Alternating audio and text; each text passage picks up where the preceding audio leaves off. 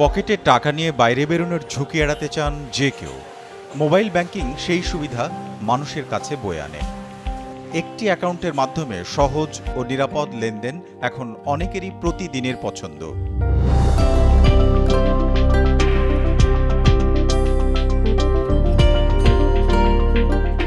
আমি আসলে ওই মানুষগুলোর মধ্যে একজন যে ক্যাশলেস ট্রানজ্যাকশন পছন্দ করে অনেক। হয় কয় কার্ডের কথা ভাবি অথবা বিকাশের কথা ভাবি, কারণ এই দুইটাতেই আমি ক্যাশলেস ট্রানজ্যাকশনটা করতে পারি। অনেক সময় এরকম হয় যে যে বুথটা আমি এটিএমে যাব ওটা অনেক দূরে, বা আমি এই মুহূর্তে যেতে পারতেছি না, কিন্তু আমার ট্রানজ্যাকশনটা এখনই করা লাগবে। সেসব সময় বিকাশ অনেক হেল্প করে আমাকে। একটা ভালো জিনিস বিকাশ অ্যাভেলেবল সবার থাকে, এই জন্য আমি ইজিলি ট্রানজ্যাকশনটা করতে পারি। আমার হাতে ক্যাশ রাখতে হলে আমার ক্যাশ উঠাতে হবে, এটা একটা প্রসেস এটার মধ্যে আর কি। অন্য ব্যাংক থেকে যদি আমি উঠাই আমি আবার ওটার জন্য ফিস দিতে হবে। তো আমার জন্য বিকাশ ওনাতে সুবিধা যেটা হয়েছে, আমি যেখানেই চাচ্ছি বিকাশে কিন্তু পেমেন্ট করে দিতে পারছি। আর হয়তো আমার মতে রিক্সা মামারা ছাড়া আসলে বাকি সব জায়গায় বিকাশ ছড়ায় গেছে।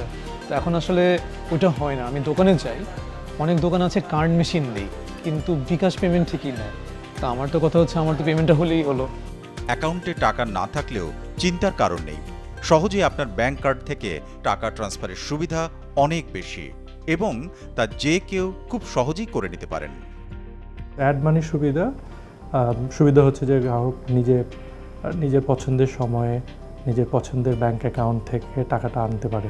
শুরুটা হয় মাস্টার কার্ড দিয়ে, তারপরে আমরা ভিসার সাথে একটা স্ট্র্যাটেজিক পার্টনারশিপ করি যে ভিসা কাস্টমারও অ্যাকাউন্টে টাকাটা ট্রান্সফার করে আনতে পারে, অথবা উনি ওনার পছন্দের বিকাশ নাম্বারে টাকা ট্রান্সফার করতে পারে।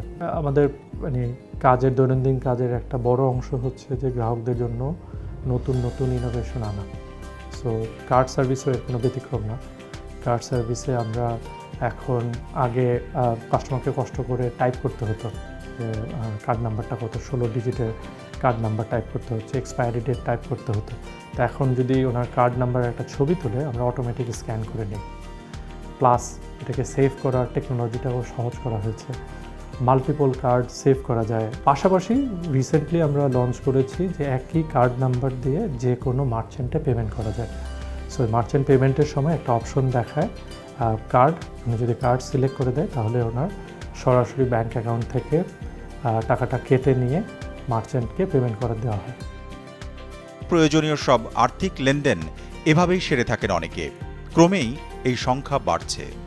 এখন দৈনিক প্রায় 1 লক্ষ মানুষ কার্ড দিয়ে বিকাশের লেনদেন করছে। এটা আরও 10 গুণ বাড়ানো সম্ভব, বিকজ এটা আনতে কোনো টাকা খরচ হয় না, প্লাস এটা অসম্ভব কনভিনিয়েন্ট, প্লাস আমাকে বাইরে যেতে হচ্ছে না, এবং এটা সিকিউরড। সো এটা শুধুমাত্র বিকাশের পাসওয়ার্ড দিয়ে সিকিউরড না, এটা ব্যাংক প্রতিটা ট্রানজ্যাকশনকে কনফার্ম করার জন্য একটা ওটিপি পাঠায়, সো ওটিপি দিয়ে কনফার্ম। সো আমরা মনে করি যে ক্যাশলেস বাংলাদেশের একটা বড় সহায়ক ভূমিকা পালন করবে এই সার্ভিস।